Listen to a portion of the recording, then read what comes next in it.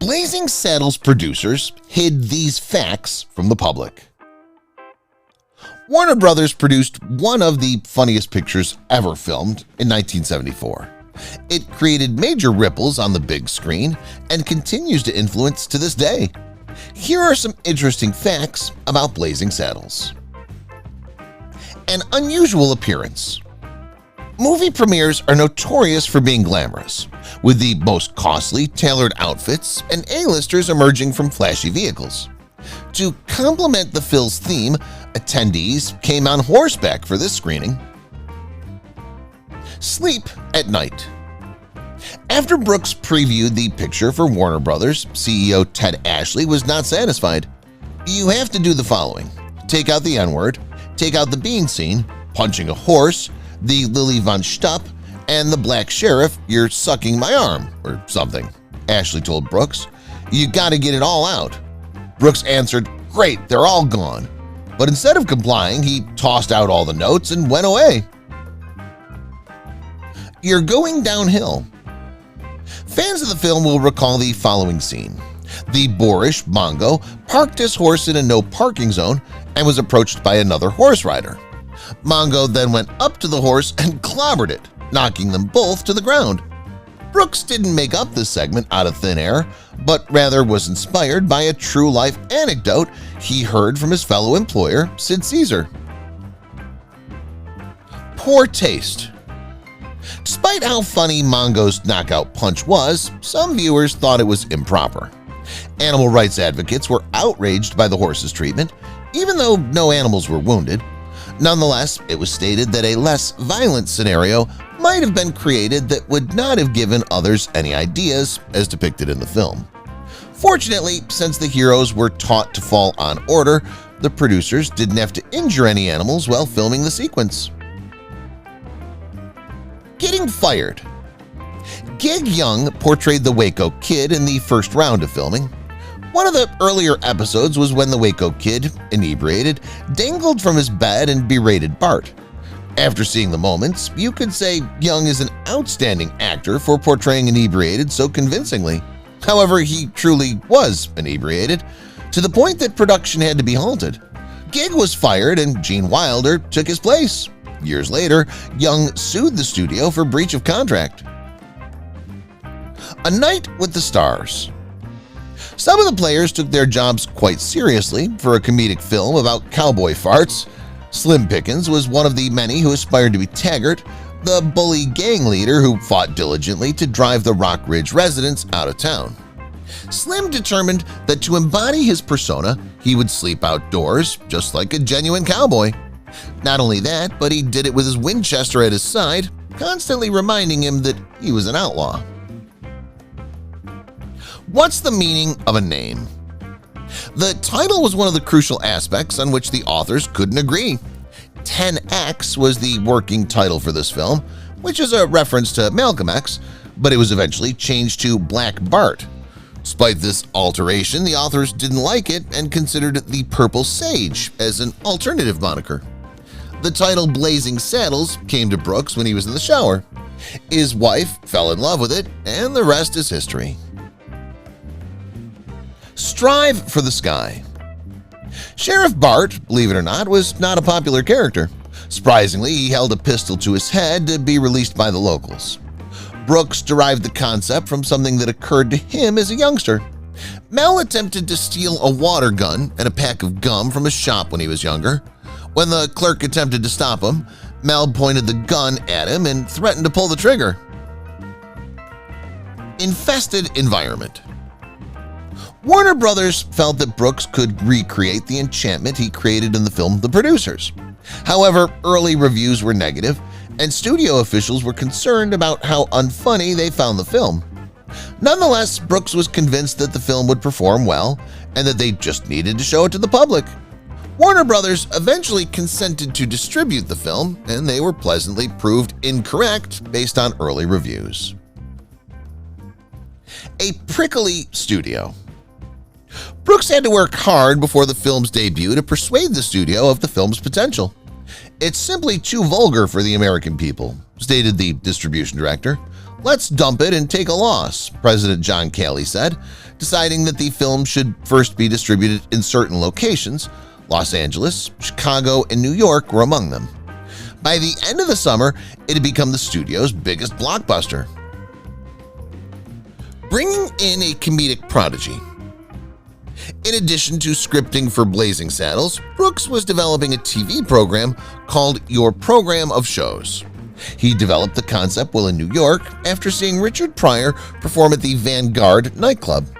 The couple struck it off after meeting, and Brooks offered Pryor a part. The rest is history, and Pryor was instrumental in its success. He authored the majority of Mongo's dialogue. The Gridiron Crew. With his dispatch of Mongo, Harvey Korman's Hedley Lamar may have failed to depose Sheriff Bart. Alex Carris, on the other hand, was a highly accomplished football player in his day. Carris played in the NFL for a whopping 12 years. Carris made the All-Pro team 9 times and was named to the NFL's All-Decade team in the 1960s. He was also a 4-time Pro Bowler before quitting the Detroit Lions to pursue a career in acting, originally joining the cast of Webster. The Never Was franchise. With his humorous script, Andrew Bergman was one of the major factors in Blazing Saddles' success. After the film's popularity, his work was exploited to develop new content, such as the television series Black Bart.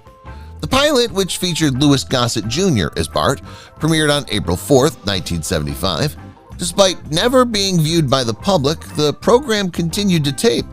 This was because the program was made under the contract provision that it was an official sequel. Musical chairs. When it comes to doing things differently, Brooks has always been a creative genius. This was true when he wanted to employ front music rather than the more usual used background music. As a consequence, he hired Count Basie, one of the top band leaders in the business. He used Count Basie and his band to perform April in Paris in the film. Interestingly, Brooks also wrote the film's theme song, which was performed by Frankie Laine. The name is the same as yours. Mel Brooks had created the ideal nemesis for Blazing Saddles, Hedley Lamar. Unfortunately, his character's name was eerily similar to that of a well-known actress who had been under contract with MGM from the 1930s to the 1950s. The likeness to her name, which Harvey Korman had joked might result in a lawsuit, did not impress Hedley Lamar. It did, but the two were able to reach an out-of-court settlement. Child arrived. Max was born about the time Mel Brooks originally accepted the Blazing Saddles screenplay. Brooks was strapped for cash at the moment, so he felt forced to make the film work. Though he didn't want to seem to be selling out by taking any old assignment, he claimed he felt a little like Charles Dickens by taking on a project only for the money. As a result, Brooks was motivated to make the picture a success. The Uninvited Guest. Sheriff Bart and the Waco Kid are followed across the Warner Brothers backlot in a classic sequence that concludes the film. They violate the suspension of disbelief by running through the gates, and everyone turns right, save for one individual. That man was just a random bystander who ended up on set and didn't comprehend the instructions to leave. Brooks asked him to sign off on the appearance and allowed him to remain. You've been fired. Before the start of production for Blazing Saddles, Madeline Kahn had been cast in the film version of Mammy. Mammy was an adaptation of the Broadway musical that featured Lucille Ball and B. Arthur. Madeline was sacked from Mammy the day before her work on Blazing Saddles started. Ball stated that Kahn intended to be dismissed for delivering a poor performance so that she could concentrate on portraying Lily Von Stupp. On Broadway. Following the success of the producers on Broadway, he was approached about bringing Blazing Saddles to the stage. Brooks has an idea of how to achieve it, but he's concerned that the risque material will no longer be accepted. "It's pretty dangerous stuff, using the N-word," he continued.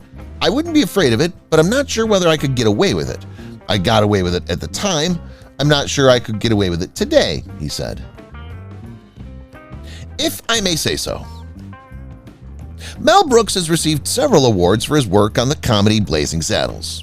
without being humble, he couldn't help but believe it was one of the funniest movies of all time. When compared to Some Like It Hot, Brooks said, "Billy Wilder's film is extremely funny, but scene for scene, my film has more laughs. It's not appropriate for me to say so, but I believe this is the funniest film ever filmed." Making it work. Brooks had Madeline Kahn in mind for the character of Lily von Stupp because he thought she had the comic skills. When she arrived for the audition, Brooks demanded to see her legs. Kahn felt his motives were less than pure and said, "Oh, you're that kind of guy." Brooks then added that the role was a satire of Marlene Dietrich and hence required good legs. She was aware but told him no touching. Pryor's alternative to Cleon. Mel Brooks originally intended to cast comic Richard Pryor as Sheriff Bart. Mel was quite pleased by the comic, calling him the most blessed with talent. However, Pryor is a very controversial figure since he was very obscene in his stuff, and he also had drug addiction difficulties that almost led to his burning himself to death. Even though Brooks still desired Pryor, the studio proposed Cleon Little. When Brooks observed how well Little performed the lines, he cast Cleon in the role. Mysterious secrets unveiled. Mel Brooks' legendary 1974 comedy picture Blazing Saddles is still appreciated for its incisive sarcasm and wit. However, there were fascinating mysteries that the filmmaker suppressed from the public, most notably involving the actress Robin Hilton, who plays Miss Stein, the secretary of the film's villain, Hedley Lamar. Despite her prominent performance, Hilton's personal life and upbringing were mostly unknown to the general public. Producers, maybe on purpose, sought to keep her out of the limelight, enabling her to preserve a feeling of mystery in the middle of the film's enormous success. Hilton's departure from the public spotlight further added to the mystery, leaving fans of Blazing Saddles wondering about the excellent actress who played Miss Stein on the big screen. Not something I can say. Lyle, one of the evil guy's henchmen, was portrayed by Burton Gilliam. Lyle used a racist slur at Sheriff Bart in one of the script's lines. The term is quite delicate and Burton didn't feel comfortable using it. Little, on the other hand, saw that it was all business and gave Gilliam the go-ahead. Little, however, did remark, "If I thought you'd say those words to me in any other situation, we'd go to the first city. But this is all for fun. Don't be concerned." On the cutting table. Mel Brooks expanded the frontiers of humor. Everyone was amused, but the studio was concerned. They pressed Brooks to delete sequences, but Mel only eliminated the most explicit one. It was in her dressing room when Bart and Lily von Stupp were together. She blows out the flame and says, "Is it true what they say about you people?" To which Bart responds, "I'm sorry to disappoint you, ma'am, but you're sucking on my arm." Inviting the Duke. When creating a parody, you should add an homage to the original. That's why Mel decided to incorporate iconic Western actor John Wayne in his film. The two met by coincidence on the Warner Brothers property, and John informed Mel that he'd heard of his film. Mel composed a short piece for Wayne, but he rejected it, stating, "Nah, I can't do a movie like that, but I'll be the first in line to see it." What's in it for me? The iconic Gene Wilder was a fantastic comic who initially worked with Mel on a little film called The Producers. Wilder brokered a bargain when Mel wanted to cast Gene in Blazing Saddles. Gene said that he would appear in Mel's picture if Brooks could go at a screenplay he had begun writing and turn it into a film as well. Mel concurred. What about that script? It was the Academy Award-nominated picture Young Frankenstein. Who threw up? Mel's comedy often takes the style of slapstick. He has people hitting their heads on windowsills, falling, and being harmed in general. He was also a pioneer in another slapstick humor in Blazing Saddles, which included farting noises. The classic scene is based on the stereotype of cowboys eating baked beans and sipping coffee over a campfire. Mel predicted that the cowboys' tummies would gurgle, so he planned to make it happen on camera. Half-truths in music. Sometimes telling a white lie is necessary to obtain what you want. This is what Mel Brooks did to Frankie Laine, the composer of Blazing Saddles music. Laine had been a singer and composer for 75 years, longer than some people have lived. When Laine first began writing, he thought the Western was a dramatic piece rather than a satire. Mel didn't tell Lane it was a comedy because Brooks was afraid Lane would modify the song if he realized it was humorous. Hidden allusions. Mel Brooks meticulously analyzed every word in the screenplay for Blazing Saddles. Every word was written with purpose, whether it was to make you laugh, weep, or simply add to the story in some way.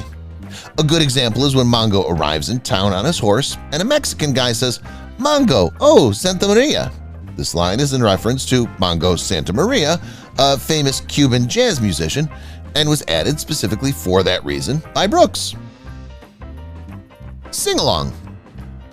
There's a quick cutaway from the scene in which Hedley Lamar and his men ride into a phony town built up by the sheriff and Waco Kid after the film. As they ride into the town, the camera pans to Lily von Stupp and a group of German troops singing a drinking song. That drinking song was the same one that Gene Wilder and Zero Mostel sang with Kenneth Mars in The Producers. Forever chocolate-covered treat. Product placement in a film may go a long way, as Harvey Korman discovers when he pauses to purchase concessions after the film. Despite the turmoil, he stopped to purchase a box of Raisinets, and Brooks confessed that this increased product sales. "We mentioned Raisinets in Blazing Saddles, and now the company sends me a gross of them every month," he told Playboy magazine in 1975. A slew of Raisinets.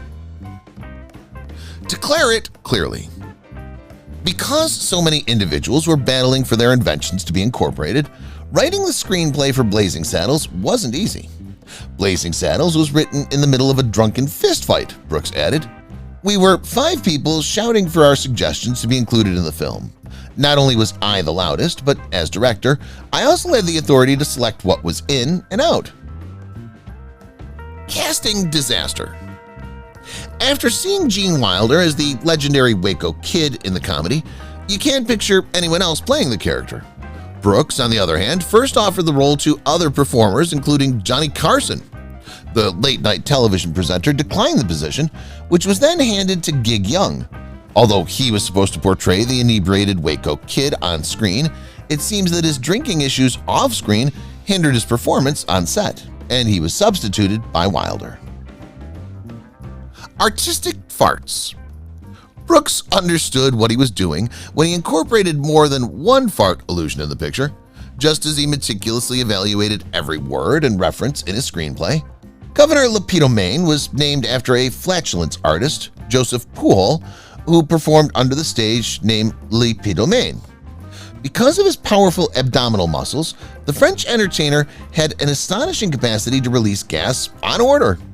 In terms of his name, Peter means fart in French, and the anime suffix indicates fantastic, that he's a fart maniac.